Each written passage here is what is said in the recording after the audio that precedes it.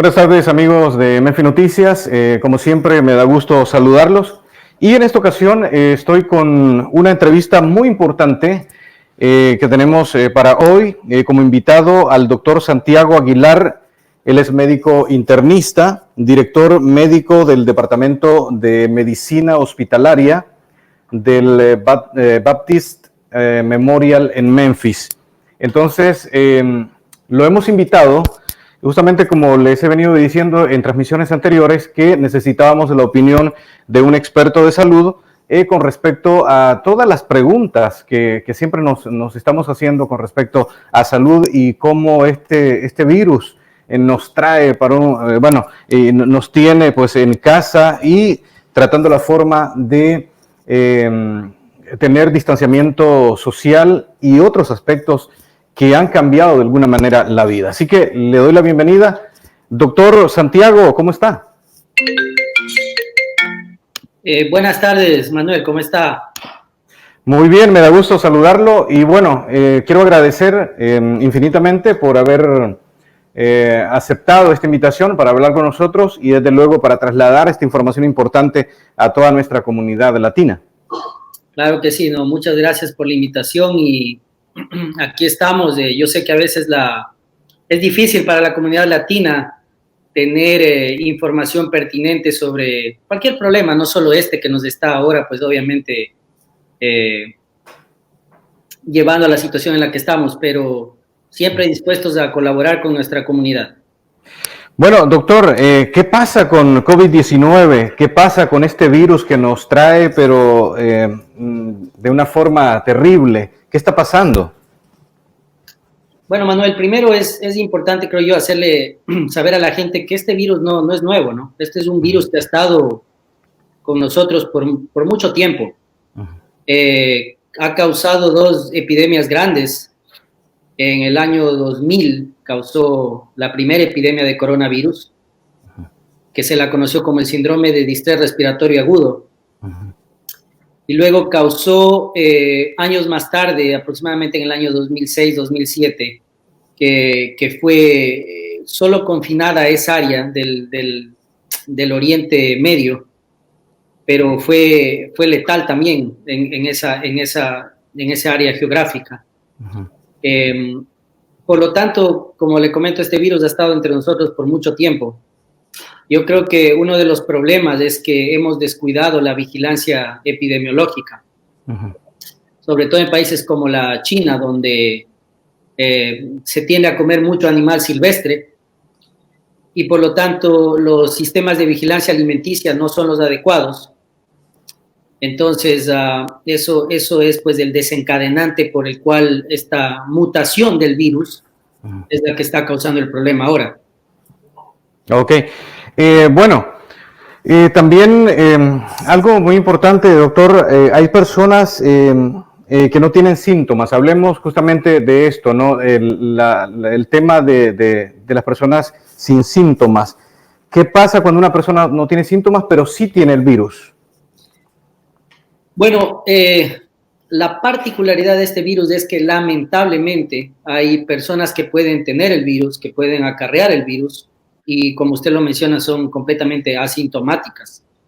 El problema es que, a diferencia de otros virus, en este caso particular, se puede transmitir el virus de manera asintomática. Y es por eso que hemos visto muchos casos en lo que ha sido transmisión a nivel comunitario, en los que personas sin síntomas han transmitido el virus, lo cual obviamente causa un problema grave y nos ha llevado a estas medidas de confinamiento, porque no sabemos exactamente quién puede estar transmitiendo el virus y ese es un grave problema que estamos enfrentando y que hasta ahora no sabemos cómo solucionarlo, ¿no? Sí. Pero es así. Ok, por ejemplo, usted es médico internista. En el tema, por ejemplo, de que cuando una persona requiere internarse, como lo mencionábamos fuera de cámara, ¿cuál es el cuadro clínico que ustedes evalúan, por ejemplo, en su departamento? ¿Cómo es que saben que una persona presenta un cuadro clínico y que necesita o debe ser internado, porque hay muchas personas que han tenido el virus, se han hecho la prueba y han salido positivo, pero luego estas personas las han regresado para hacer, digamos, cuarentena en su casa. ¿Cómo es que funciona eso? ¿Cómo saben ustedes o qué cuadro clínico debe presentar la persona? Es correcto. El 80% de las personas con el virus presentan síntomas leves que no necesitan ser hospitalizados, como tos, fiebre, un poco de dificultad para respirar. Puede presentarse como una gripe regular con moquera, con un poco de dolor en la garganta. Incluso se han presentado casos en los que las personas tienen diarrea, no necesariamente síntomas respiratorios. Okay. Y se ha visto casos en los que las personas dicen que no pueden oler, pierden el olfato, pierden el sentido del gusto. El 80% de los casos se presentan de esa forma. El restante 20% son los pacientes que pueden o que presentan síntomas más complicados. Si vamos del caso de quién necesita hospitalizarse o no, si una persona tiene sobre todo dificultad para respirar y esa dificultad para respirar va empeorando con el transcurso de los días en los que está contagiado, ese es el síntoma cardinal que nos dice a nosotros que alguien tiene que ser admitido en el hospital. Si usted va al hospital y le chequean sus signos vitales y en uno de esos signos vitales ven que su saturación de oxígeno, que significa que el nivel de oxígeno en sangre está bajo, esa es la indicación principal para internar a ese paciente en el hospital. ¿Por qué mandamos a la casa pacientes con síntomas, pero que no han llegado a ese nivel?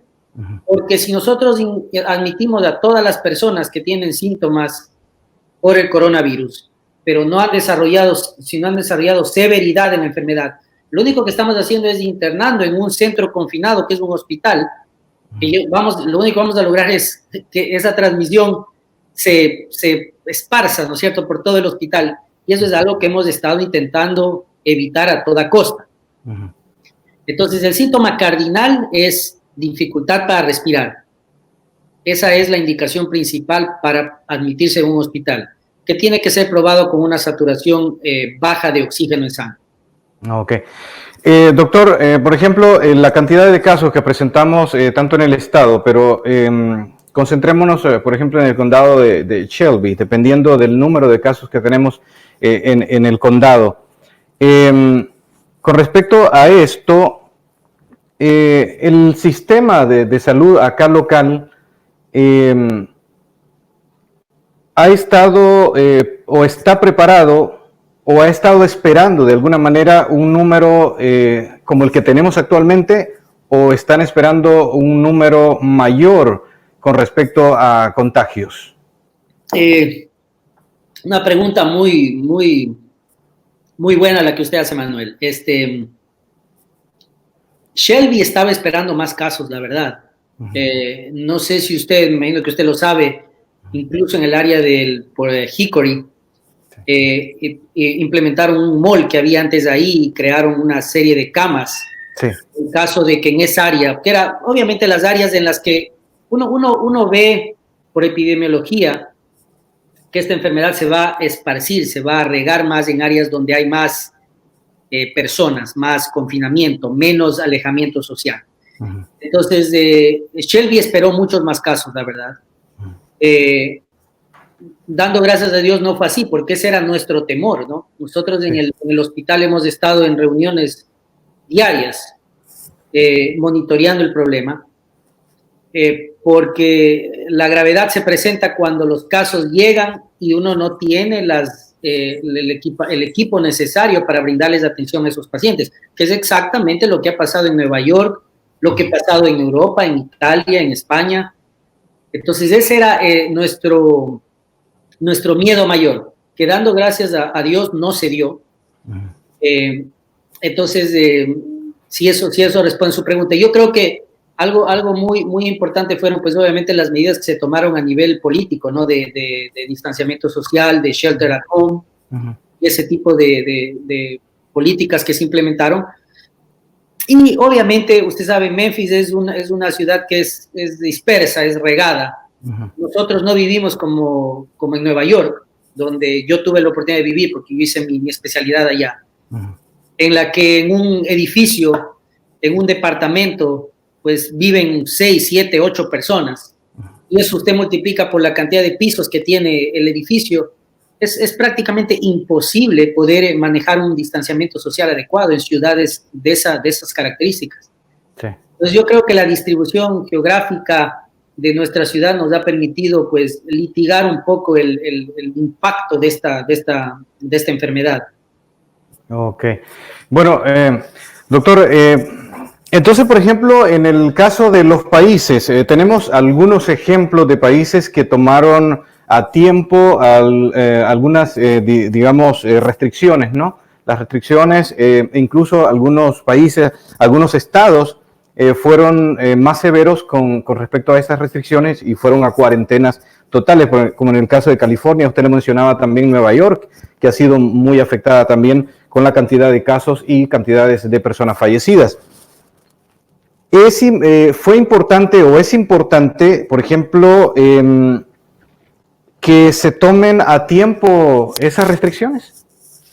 Es importante que se tomen a tiempo, por supuesto que sí. ¿Por qué? Porque nos estamos enfrentando a un enemigo desconocido. Nos estamos enfrentando a un enemigo que no hemos podido todavía entender su comportamiento al 100%. Es una variable, es una mutación de este virus que nos tomó a todos por sorpresa y que lo único que demostró disminuir la transmisión, el contagio, era el alejamiento social, ¿no? Lo aplicaron, obviamente, países como la China, donde el problema empezó, es Corea del Sur, Japón, y se vio que en esos lugares, donde también yo creo que la población oriental es mucho más arraigada a una orden, ¿no? A algo cuando se dice vamos a hacerlo así, esa gente lo hace así. Sí. Entonces, por ese motivo, el impacto de esta enfermedad en esas áreas orientales, países orientales, no ha llegado a ser el impacto que fue en Europa o que ha llegado a ser aquí en los Estados Unidos. Entonces, ¿por qué se llegó a esas medidas? Porque fue lo único que ha probado disminuir el riesgo de contagio. Por eso se tuvo que tomar esas medidas. Ok. Para los departamentos de salud, para un sistema de salud de un país, es un problema, y lo mencionaba y voy a poner de ejemplo, a El Salvador, por decir algo, que tomó el presidente allá, lo hemos visto en noticias, y ha tomado medidas drásticas desde el principio, ¿no? Entonces, para un sistema de salud como El Salvador, y el mismo presidente lo mencionaba, que es un sistema que no se va a comparar a un sistema de salud como Europa o Estados Unidos, porque no hay los recursos que puede tener Estados Unidos o un país europeo. Entonces, para ellos lo más fuerte, mencionaba el presidente, es mejor tomar las medidas de precaución, en este caso, las medidas de restricción y cuarentenas. Usted mencionaba un punto importante y quiero, enlazar esta pregunta. La mutación. Cuando hablamos de mutación, ustedes en el término médico, estamos hablando, cuando decimos mutación, es que el virus está cambiando. ¿Cómo es ese comportamiento y lo peligroso que puede ser ese procedimiento? Sí, los virus son entes que es muy difícil a veces estudiar su comportamiento, ¿no? A veces en la bacteria uno la identifica, uno sabe la forma en que esta bacteria va a llegar al organismo, va a intervenir en el organismo, y sabe que esa bacteria va a mantener el mismo comportamiento, su mismo patrón. Más bien nosotros nos hemos encargado de a veces hacer a las bacterias más potentes al usar de manera indiscriminada antibióticos o tipos de medidas de esa forma. En el caso de los virus, hay virus que son de características de DNA, hay virus que son de características RNA, y los virus de características RNA son mucho más difíciles de poder discernir su comportamiento o su estructura genética. Y ese es el caso del coronavirus. Es un virus RNA que llega a nuestro organismo y muy sabiamente se apodera de nuestro organismo, introduciéndose en nuestra célula y usando a nuestra célula para poder replicar al virus. Wow. Entonces, esa es la forma como estos virus tienden a mutar con mucha facilidad, porque así como usa mi organismo, puede usar organismos de otras especies, y es exactamente lo que ha pasado con este virus. Usan especies en el intermedio para ir mutando de una especie a la otra y poder alojarse y causar problemas de una especie a otra. Entonces, eso es cuando hablamos de mutaciones.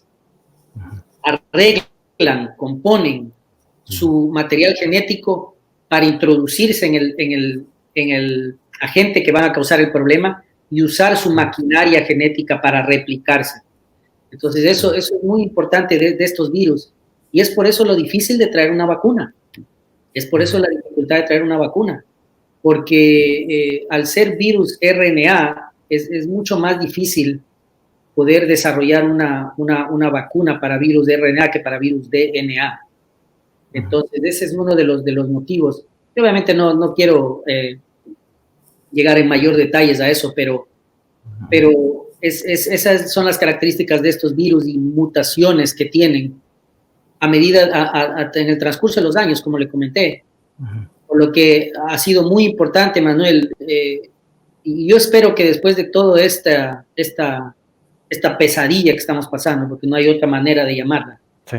Yo espero que los sistemas de salud a nivel mundial enfoquen otra vez sus estrategias para hacer un control epidemiológico adecuado de este tipo de problemas. Porque aquí sinceramente ha habido descuido, hemos dejado que este virus permanezca y avance en el tiempo y cause mutaciones que ahora nos están causando problemas. Entonces, esa es la particularidad de estos virus RNA como el coronavirus. Ok.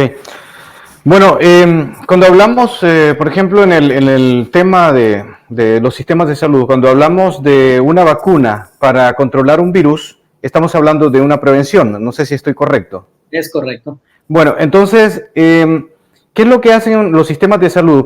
¿Qué es lo que hacen ustedes, por ejemplo, como responsables de la salud de las personas a la hora de atender, por decir algo, el coronavirus? Va una persona, se hace la prueba, y luego de eso, ¿qué pasa? No hay una vacuna, no hay digamos, medicamento que pueda curar, digamos, esta enfermedad. ¿Qué es lo que ustedes le recetan a esa persona o qué le recomiendan en el caso? Porque no hay medicina que pueda curarlo. ¿Cómo le hacen? Bueno, cuando se han venido desarrollando protocolos, ¿no? Basados en estudios que se han hecho, estudios con una población corta, poca, estudios que no han tenido tiempo de validarse de la manera como uno valida médicamente un estudio. Cuando uno acepta una medicina, cuando uno acepta una vacuna para tratar una cierta enfermedad, es porque hemos llevado estudios randomizados por muchos años. Este virus no nos ha permitido hacer eso. Entonces estamos basando a veces nuestros protocolos o la forma en que tratamos de condiciones anecdóticas. Le dimos esta medicina en este país y sirvió, entonces vamos a ver si acá sirve. Nos hemos basado en ese tipo de protocolos. Lo más importante cuando una persona se admite al hospital, pues obviamente es brindarle medidas de soporte. ¿A qué me refiero con medidas de soporte? Pues si la persona está con un nivel de saturación bajo de oxígeno, darle oxígeno. Si la persona tiene una baja en su presión, pues se le da un poco de fluidos. Se trata de mantener las temperaturas bajas, dándoles medicinas para disminuir la temperatura del cuerpo, en caso que el paciente tenga fiebre. Y por estudios realizados en China, en Francia, estamos usando la hidroxicloroquina, que es una medicina que se ha usado por muchos años en pacientes con lupus. Okay. Es una medicina que se ha usado en pacientes con malaria. Usted sabe, la malaria nos ha afectado a nosotros en países de Latinoamérica por muchos años. Sí. y se notó que la hidroxicloroquina disminuye esa interacción o hace más difícil la interacción entre el virus con nuestra célula. Entonces, esa unión para que entre el virus a la célula se hace más difícil. Por lo tanto, disminuye el riesgo de que la enfermedad empeore. Entonces, es una medicina que la estamos usando en protocolos en el hospital, a la hidroxicloroquina. Yo diría que esa es la única que hasta ahora se ha estandarizado, digamos, un poco su uso. Hay otro tipo de medicinas que estamos usando, pero estas sí son como tiros al aire, ¿no? No ha habido estudios que verdaderamente puedan validar lo que estamos haciendo. Sí. Hay en este momento, se está llevando un estudio aquí en los Estados Unidos, en muchos hospitales, incluso mi hospital está tratando de ser parte de eso, pero ante la escasez, ante la rapidez de propagación y todo este asunto, se han detectado ciertos centros de los Estados Unidos donde se está llevando a cabo un estudio con un antiviral. Y vamos a ver qué pasa con eso, ¿no? Todavía no tenemos un resultado de eso. Ojalá nos dé la oportunidad y nos dé una luz verde de poder tratar de manera más específica el virus. Pero sí, eso correcto. Es lo que estamos haciendo hasta ahora. Bueno, en el caso, doctor, de las recomendaciones, las restricciones que las autoridades ponen, por ejemplo, de que no se reúna más de 10 personas. Queremos entender por qué no más de 10 personas, pero sí 10 personas que de alguna manera podrían contagiarse entre sí. ¿Por qué los sistemas de salud recomiendan eso a la población? Excelente pregunta, y la verdad no hay una respuesta que yo le pueda dar que diga el número 10 fue porque se basó en estudios de disminuciones epidemiológicas de transmisión y eso. Yo creo que fue un número que más que todo se vio las dimensiones de un cuarto de reuniones y se notó que al tener 10 personas en un cuarto de reuniones, se puede mantener una mayor distancia entre persona y persona, y por eso es que se usó ese número de manera aleatoria, ¿no? Okay. Yo no creo que ni 11 ni 9, la verdad, hagan la diferencia, ¿no? Lo que hace la diferencia es la distancia entre una persona y la otra. Okay. Se ha visto que cuando una persona tose, estornuda, habla, elimina partículas que pueden llegar hasta 2 metros. Y de esa forma, pues obviamente, llegar a la mucosa de la otra persona. Cuando digo mucosa me refiero a los ojos, nariz, boca, y causar la transmisión de esa forma. Entonces, el número 10 yo creo que fue un número más, como le digo, más aleatorio que en sí un número probado. Fue más basado en distancia entre una persona y la otra.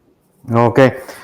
Doctor, tal vez esta pregunta que voy a hacer no esté dentro digamos, de lo que es el tema de salud en general, pero de alguna manera lo estamos viendo frecuentemente. En el caso de otras enfermedades que no son cuestionables, por decir algo, una gripe normal, el flu, etcétera, etcétera, cualquier otra enfermedad que ustedes atienden, ¿no? en sus hospitales. Pero ahora estamos viendo un fenómeno bastante frecuente y es que hay muchas personas que no creen. Entonces, ¿cómo lidian con ese problema ustedes como expertos de salud cuando la persona no cree, pero tiene que ser atendida? ¿Cómo hacen? Es difícil, es muy difícil, ¿no? Ahora estamos hablando del coronavirus. Años atrás estábamos hablando de la influenza. La influenza ha matado muchísimas personas en este país. Yeah. Es algo oculto. Y aún así la gente no se vacuna, ¿no? Y a veces llegan al hospital y me dicen, pero doctor, yo me vacuné contra la influenza y sin embargo me dio la influenza. Pero es que es algo muy importante. Al yo vacunarme, yo estoy exponiendo mi cuerpo a ese virus. Okay. Y mi cuerpo va a desarrollar anticuerpos ante ese virus. Entonces, si bien yo puedo tener la influenza, aún habiéndome vacunado, la reacción, mi respuesta inmunitaria ante ese virus va a ser mucho mejor que si no me hubiera expuesto nunca a eso. Entonces es algo que la gente tiene que entender y es difícil a veces hacerles comprender. Pero nuestro trabajo como trabajadores de la salud es, pues, obviamente, llegar a las personas, hacerles entender la problemática y en este caso muy, muy importante del coronavirus es llegar a la persona, incluso hacerle entender más allá, no pensar yo tengo el problema y entonces yo veo cómo lidio con este problema. Acá se trata de tener la responsabilidad y la madurez de decir, bueno, yo tengo el problema, pero yo tengo que proteger al resto de personas alrededor mío. Y a veces hacer entender eso y como usted dice, y hacerles incluso creer, ¿no? Es complicado. Incluso, o sea, si usted mira las redes sociales son una herramienta muy buena como información, pero también es una herramienta que nos puede aniquilar como sociedad. Correcto. Y hay demasiada información falsa. O sea, esto no es mentira, Manuel. Esto nosotros lo estamos viendo en el hospital durante estos 2 últimos meses. Yo he tenido que tomar medidas extremas para poder ver a mis pacientes, para poder tratar a mis pacientes, para poder llegar a mi casa y estar seguro que yo no transmite este problema a mi familia. ¿Cómo creo el mismo nivel de conciencia en otra persona? Es muy difícil. Sí. Pero yo creo que ustedes como medios de comunicación, su labor es informar, lo que usted está haciendo en este momento, informar y no perder la esperanza en que al informar, al meter esa semilla en un individuo, vamos a cosechar lo que en realidad queremos. Correcto. Y protegernos como personas. Sí. Doctor, en este momento las autoridades, tanto estatal como local, bueno, a nivel local todavía no hemos tenido la posición de lo que se va a hacer con respecto a reabrir nuevamente la economía en el Estado. Desde el punto de vista médico, ¿estamos listos para volver a nuestra vida normal? O dígame usted si la vida cambió a partir de todo esto. ¿La vida ha cambiado completamente? ¿Va a ser diferente? Explícanos desde el punto de vista médico. Yo creo que no estamos 100% listos para volver a la normalidad.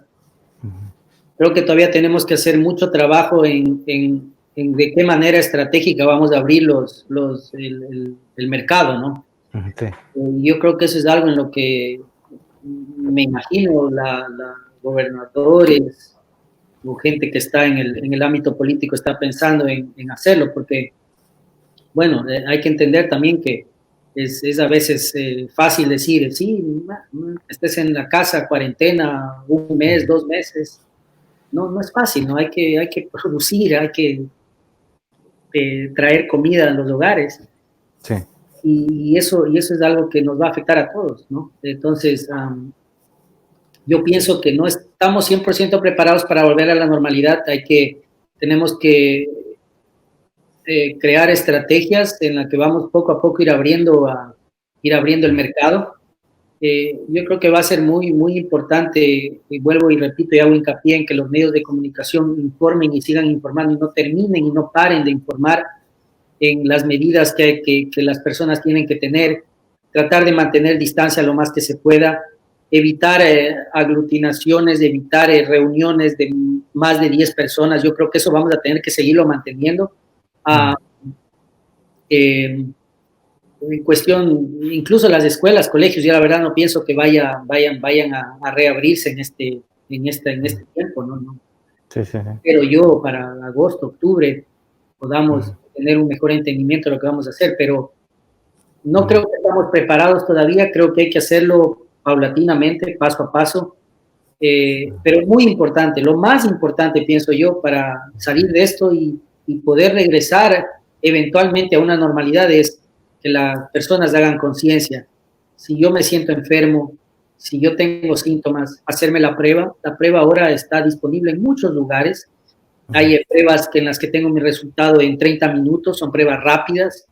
Entonces yo puedo saber que yo tengo, y si yo tengo, ser responsable, confinarme 14 días, que es el tiempo que estamos recomendando que la gente se confine cuando tiene la enfermedad. Sí. Y a los 14 días repetirse el examen, estar seguro que es negativo y pues puede volver a su vida regular, a su vida normal. Y para contestar la última pregunta, yo creo que los seres humanos a veces somos de memoria corta, ¿no? Esto no ha sido la primera vez que ha pasado esto. Epidemias, pandemias han pasado en el transcurso de la humanidad y tendemos a olvidarnos de eso. La naturaleza del ser humano, nuestra calidez como personas, yo creo que no la podemos perder. No quisiera que la perdamos. Quisiera tener la oportunidad de abrazar a mi amigo, de abrazar a mi padre, de abrazar a mi tío, decirle cuánto los quiero. Sí. Pero yo creo que, como le repetí, muy importante que no se descuiden medidas de control alimenticio, medidas de vigilancia epidemiológica, y tal vez la situación vuelva a la normalidad por completo cuando tengamos una vacuna. Ok. Doctor, cuando habla de volver a la normalidad, vamos a... la vida va a ser igual. Quiero retomar un poquito atrás. ¿Vamos a tener que volver a la vida como la teníamos anteriormente o vamos a tener que aprender a vivir con el virus? ¿Esto se va a acabar en algún momento? No, Manuel, no se va a acabar. Este virus va a estar con nosotros y tal vez seguirá mutando, tal vez seguirá presentando mutaciones en un futuro. Entonces nos vamos a tener que acostumbrar a vivir con el virus, como nos hemos acostumbrado a vivir con el virus de la influenza, como nos hemos acostumbrado a vivir con miles de millones de virus que causan enfermedades todos los días. Como nos hemos acostumbrado a vivir con el virus del SIDA, ¿no? Sí, claro. Hace muchos años, exacto, hace muchos años eso era un tabú. Cuidado, ¿no? No se podía hablar de eso. No se podía hablar de eso, ¿no? Ahora, sí, yo tengo pacientes que tienen 80, 85 años, tienen el virus del SIDA, y mueren después que personas con diabetes o presión alta. Entonces, nos vamos a acostumbrar como sociedad a vivir con esto. Sí. Ojalá nos deje la enseñanza de tomar precauciones y planear a futuro con situaciones eventuales que se presenten. Correcto.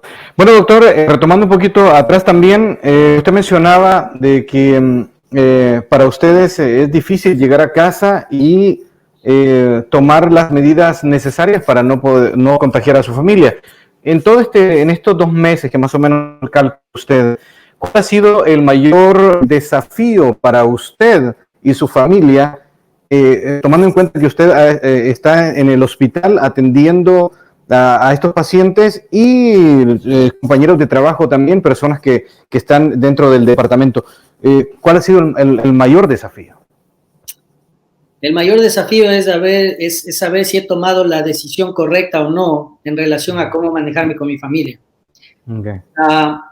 Y eso depende mucho de cada persona. Yo tengo compañeros que se han confinado en un cuarto, que en todo este tiempo no han podido estar en contacto con su familia. Ellos han tomado esa medida de manera familiar, como grupo familiar.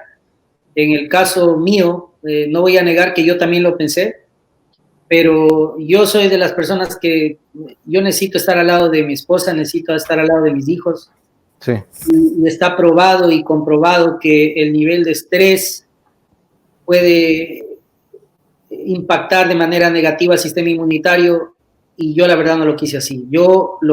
Las medidas que yo he tomado es que pues obviamente yo estoy usando un tipo de ropa, vestimenta con la que voy al hospital, y cuando yo regreso a mi casa, yo me retiro toda esa ropa en el estacionamiento, en el garage, y dejo esa ropa fuera en una canasta aparte.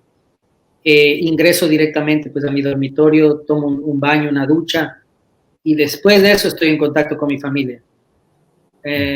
Esa es la forma como por lo menos personalmente me ha impactado, pero tengo muchos casos, muchos amigos que en estos últimos meses no han tenido contacto con su familia.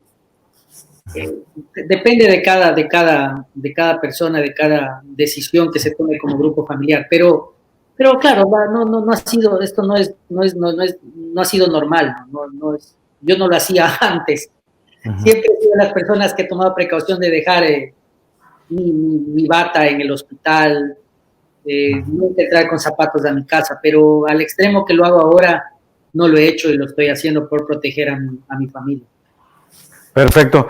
Bueno, doctor, ya para finalizar, algo más que se nos haya quedado y tal vez recomendaciones generales para nuestra comunidad, que bueno, esta es una realidad que nos está impactando a todos en todos los rubros y bueno, esperamos que también nuestros líderes pues tomen las mejores decisiones para el bien de la gran mayoría. ¿Cuáles serían las recomendaciones desde el punto de vista médico para que las personas se sigan cuidando? Ser responsables, número uno. Yo creo que lo más importante es ser responsable, ser consciente de que yo puedo ser el ente transmisor de esto y está en mí tomar las medidas necesarias para disminuir el riesgo de contagio de otras personas. Yo recomendaría el uso de mascarillas. Sobre todo la mascarilla es muy importante si yo estoy presentando síntomas. Lavarse las manos es algo imperativo. Evitar si se reabren los mercados, evitar el contacto con las manos, de la boca, de los nariz, ojos. Antes de hacerlo, lavarme las manos. Está más o menos delineado que una persona ante este virus, ante esta situación, deberíamos lavarnos las manos entre 20 a 25 veces al día. Entonces, imagínense cuánto es eso, ¿no? Sí, sí, claro. Yo creo que esas son las medidas, son medidas preventivas que están en nuestras manos, ¿no? Que tenemos que inculcar en la comunidad. Sí.